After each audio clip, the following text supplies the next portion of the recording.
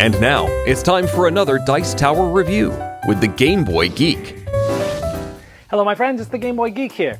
Today we're going to be monkeying around, tossing coconuts all up and down the place on the island, trying to get them in baskets, looking at a dexterity game from Mayday Games in the US. It's from Korea Board Games in the box I have, but Mayday Games is bringing us to the US. 2 to 4 players, plays in 20 minutes. It is a crazy, wacky dexterity game where you'll be flicking things all around the house and into baskets, and it's quite amusing. So let's take a look. I'll show you what it's like. We'll see you on the other side.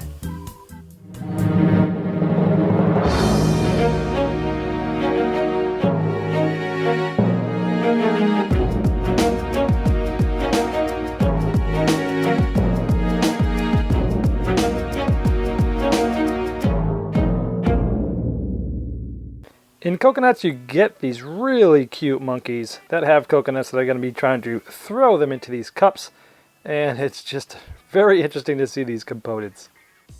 Coconuts is a very simple game to play. Starting with the start player, you can have your monkey anywhere behind the red line of your player board. It can be anywhere. If the table's bigger, you can come up further and shoot it higher and farther. But essentially, you're going to hold the guy down, you're going to put a coconut in his hand, and you're going to lean back, aim at anyone, and then you're going to shoot it. Ooh, and then I missed. Typically, it would be the next player's turn, but to show you again how this sort of works, is it's amazing how just little you have to put these things, and these coconuts tend to go flying quite a bit. Boom. So when you get one in the cup, what you do is you place it on any of these 3 spots. And then, of course, after your turn's over, it would go to the next player, and they'd go around the table, each shooting 1 coconut at a time. So anytime a coconut lands in a cup, you get to take it and put it on your board, and then as you get more cups and more cups, you will start to build a pyramid like this. Now, what also happens is other players are starting to build pyramids as well. Also, you see these red cups. Anytime you get one of these in a red cup, you get to put it on as a pyramid, but then you get to go again right away on your turn.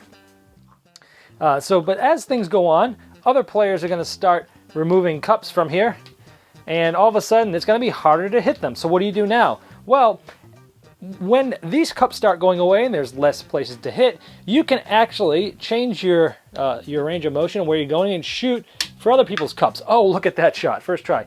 Now, when you get this, you actually get to steal this cup from the other player. So as it gets down towards the end of the game and all the cups are gone, people are shooting at each other and stealing cups back and forth, and the game ends in 2 ways. Either one person gets a complete pyramid, just like that, the game ends. Or if all the coconuts are in cups, the game ends, and the person who has the most cups on the pyramid wins. And once you've shot all 8 of your coconuts and they're all gone, you simply just take one that's landed somewhere else around the table that's not in the cup to do it. That's essentially the basics of the game, but there is another little added dimension here of these cards. Let's look at those. Everyone is dealt 2 of these cards, and they do some special abilities. For example, this is a card called Call the Wind, which essentially means when someone's getting ready to shoot, you can stand right by his monkey and try to blow on the coconut as it's being shot and change the trajectory. It also says you can use a fan or a newspaper to try to blow the wind off it as well. This one is a long shot. This force somebody else to make a long shot, putting basically the red line of their board. They have to be a complete arm's length behind the red line before they can shoot the coconut, so it makes it a lot harder for them. This one is a good one for you. This gives you an extra coconut on your turn to shoot. This is Freeze, and this is when you play on somebody else. That player essentially just loses a turn. The next to last one is a person has to shoot with his eyes closed, and the last one is a target and aimed shot, which essentially you point at 1 cup, and the person shooting has to hit it in that cup. If they get it in any other cup, they don't get it. So this is just a way to add a little bit of different little strategy and take that and things like that to the game. I want to show you the range of these coconuts because it's very interesting. Usually when you play with these games, they're terribly accurate, but I was amazed at how accurate these are. But just to show you the range, if you just pull a tiny bit, it literally just goes right behind them. Or if you pull it all the way, forget about it. I mean, this thing flies all the way across the room. So it has quite a huge range, which allows you to move forward and back, allows you to play in small areas and huge areas. All right, Coconuts is a zany game. It's just crazy. It went over really well with kids because they love flicking that stuff all the way. And by the way, I'm glad that they do give you 4 extra coconuts because you will be losing these crazy things. Probably more than 4 of them. But, it's interesting. It's fun. It's lighthearted. I'm not sure how often I'll actually pull this one out because it is just so crazy. You need the right group for this. And I'm not typically a rule stickler. I try to stay to the rules as much as possible. But in this game, it's one of those games where I think it's almost better just to toss the rules out. Because, the rules say play one at a time, you flip one coconut, you go to the next person, he flips one coconut, and you can play those cards. And it really makes sense to play with those cards if you're playing it the way that the rules state it. But what we've found is that when you throw the rules out, this game gets really fun. Everyone's shooting them at the same time. Boom, there's mass chaos. You're pulling people's cups. You're trying to get the coconuts on the floor that people shot. You're putting them back. And for me, the chaoticness of everyone shooting at the same time was a lot more fun than doing it by the rules. Call me crazy. Also, having some contests, like, hey, who can get the shortest shot in?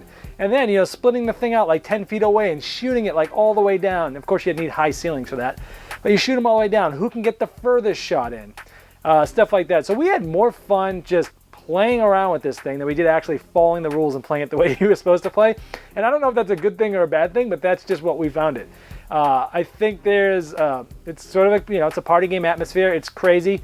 It's amazing how accurate those little things are, because usually, you think it would just shoot all over the place, but it's actually pretty accurate the way it shoots. So if you're looking for something that's just quite crazy, that you can pull out and get a lot of giggles and not really worry about who wins and not worry about the rules, throw the rules away and you'll have fun.